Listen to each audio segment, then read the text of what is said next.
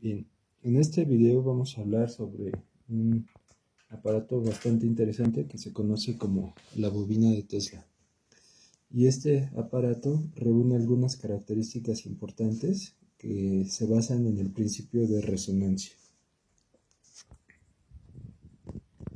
Entonces, recordemos que la resonancia es cuando un sistema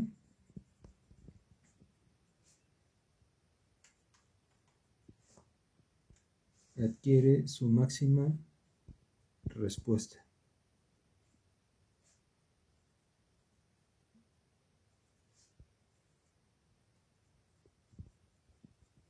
ante una excitación dada.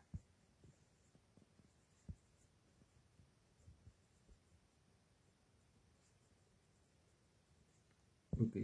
En este caso, lo que nosotros vamos a tener es que la resonancia que se va a presentar va a ser en el circuito LC.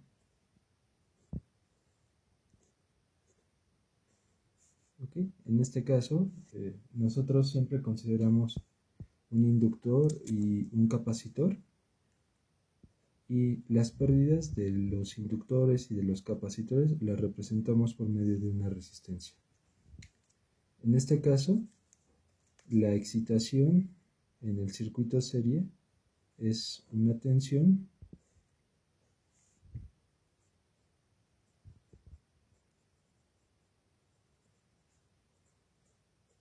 y la respuesta es la corriente.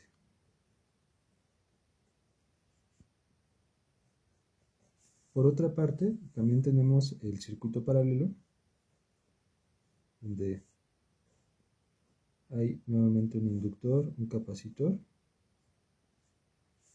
y las pérdidas que se tienen en este modelo se representan por medio de una conductancia en paralelo. En este caso, el circuito paralelo se excita con una fuente de corriente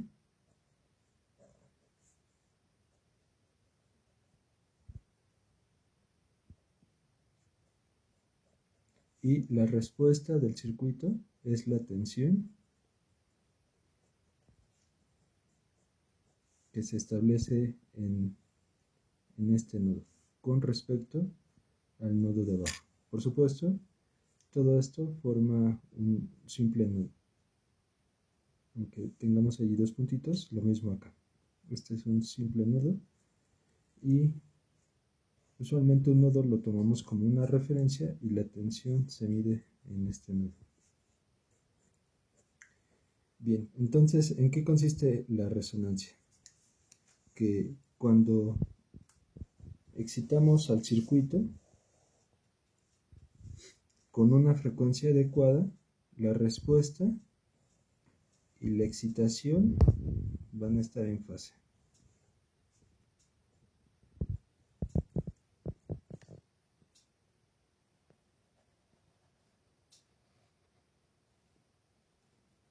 Esa es otra de las características de la resonancia, que la respuesta y la excitación están en fase. Cuando se pierde la resonancia, lo que se observa es de que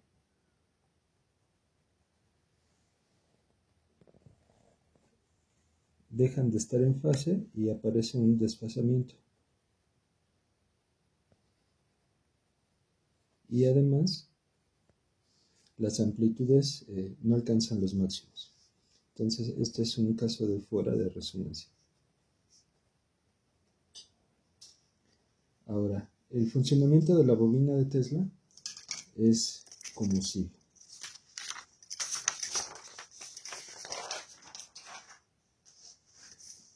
La bobina de Tesla tiene primeramente un transformador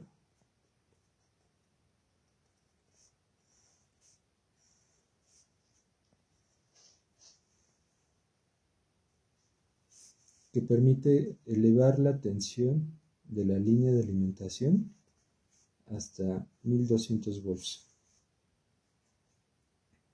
Entonces, entre las terminales de este devanado secundario, vamos a tener aproximadamente 1200 volts y entre las terminales del devanado primario tenemos 120 volts. Esta es la alimentación que tomamos de la línea comercial. Después de esto, lo que nosotros tenemos es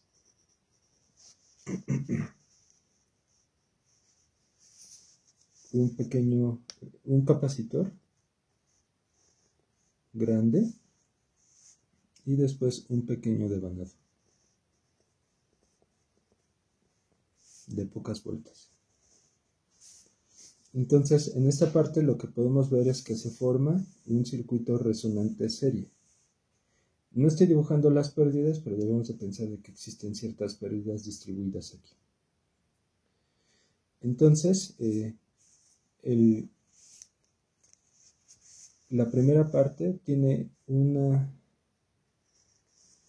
parte importante que se le llama spark gap,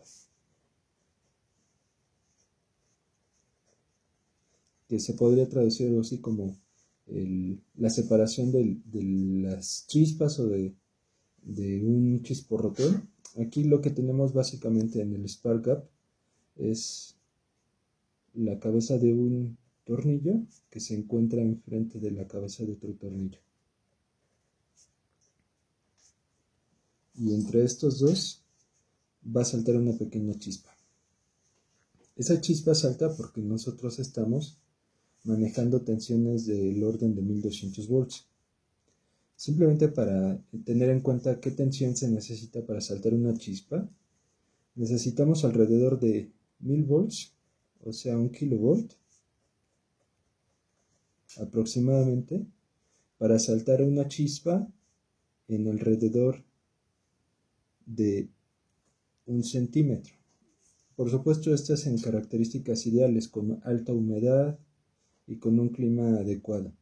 Pero en general, con 1000 volts podemos alcanzar una chispa en apenas unos cuantos milímetros. Entonces, esta separación que tenemos aquí va a ser de aproximadamente 2 milímetros y con esto garantizamos que se va a hacer la chispa. Ahora bien, ¿qué pasa cuando no tenemos la chispa? En el caso cuando no salta la chispa, básicamente lo que tenemos es que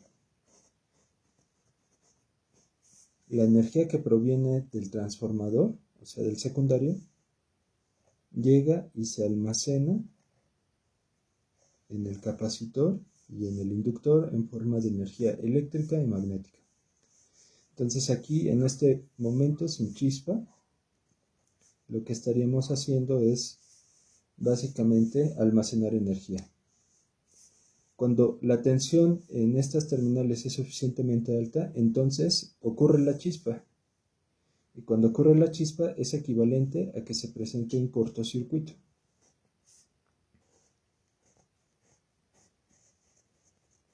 Y en este momento toda la energía que estaba almacenada en los elementos empieza a oscilar, generando oscilaciones naturales y a la frecuencia de resonancia del circuito primario que vemos aquí. Entonces el spark gap tiene como la función de servir como una especie de interruptor controlado por tensión.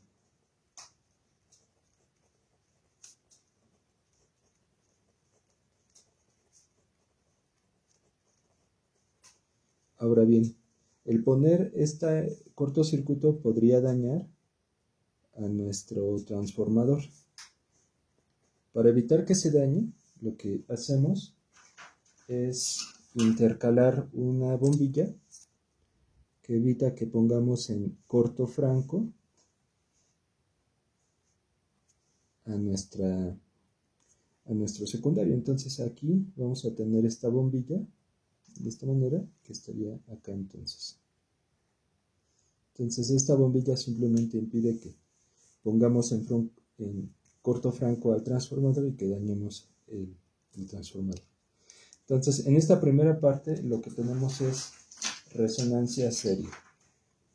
A continuación lo que tenemos es una bobina que tiene muchísimas vueltas y que se acopla con la bobina primaria, y en la parte externa tenemos una pequeña antenita. Esta bobina secundaria, al tener una gran inductancia, va a generar un circuito paralelo que se va a formar con un capacitor virtual que se va a establecer entre todas las espiras de la bobina secundaria. Entonces, una vez que se produce el gap, la chispa, y se cierra el circuito, toda la energía que se almacena aquí también se transfiere al transformador secundario, y este también empieza a oscilar, pero con una frecuencia muy alta. Entonces, si por acá teníamos 1200, dependiendo aquí de la relación de transformación, fácilmente llegamos aquí como a 10.000 volts. El tener una tensión tan elevada produce el efecto de descarga en corona, que nosotros podemos ver como esos pequeños rayos que salen de la antenita. Y esta tensión es suficientemente alta para que podamos energizar un foco y encenderlo con la energía electromagnética que se encuentra aquí almacenada. Entonces, quiero mostrarles el diseño que tenemos aquí. En primer lugar, pueden ver que este es el transformador de alto voltaje. Aquí tenemos la extensión que está conectada a la alimentación de 120 volts. Aquí pueden ver que está un pequeño bombillo, y este está en serie con nuestro transformador. A la salida de este transformador tenemos los 1200 volts. Ahora pueden ver aquí con más detalle que se encuentra el spark gap. Pueden ver las dos cabezas de los tornillos que les comentaba y la pequeña separación que hay entre ellos. Entonces, en esta se va a presentar el chisporroteo que va a hacer que se cierre el circuito. Por otra parte, aquí vemos el capacitor, que lo estamos haciendo con hojas de acetato y con papel aluminio. Por otra parte, podemos ver el primario, que es estas 2 o 3 espiras de alambre, que se ven con este alambre de color negro. Y finalmente el secundario, que es el que vemos con esta botella de alcohol a la que le hemos enrollado muchas espiras de alambre. Finalmente la antenita está aquí en este pequeño conductor, se puede ver aquí, y es donde vamos a ver el efecto del chisporroteo. Entonces, primeramente lo quiero encender para que vean que se produce el chisporroteo y que se escuche un zumbido fuerte, porque el chisporroteo es un poco ruidoso.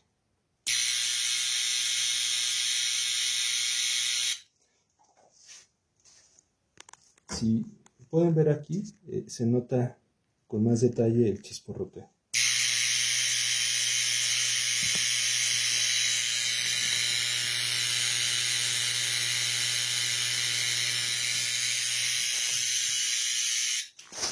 Ahora, para ver el efecto corona, lo que vamos a hacer es ocupar este bombillo que aquí tenemos, y lo voy a acercar a la bobina de Tesla, a la antenita, y vamos a ver qué pasa.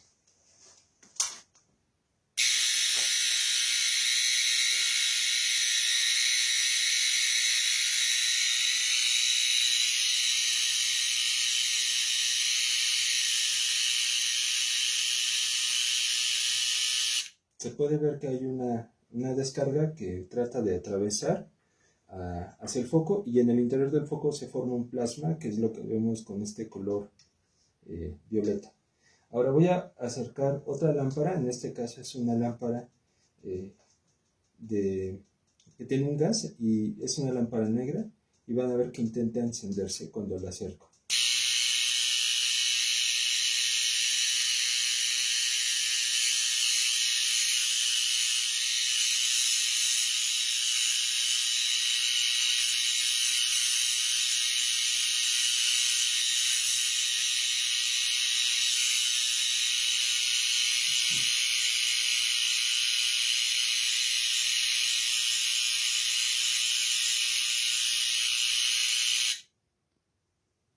al final lo que se percibe es un aroma un poco extraño. Es muy similar al aroma que se percibe, por ejemplo, después de que se queman cohetes. Este aroma es gas ozono. Este gas ozono se genera por la alta tensión que ioniza el aire y que forma la molécula de ozono. Entonces, hay que tener cierta precaución de no tener esto mucho tiempo encendido para evitar intoxicarnos, pero este es el principio que está detrás de esas esferas de plasma que se venden popularmente en tiendas de ciencia. Muchas gracias.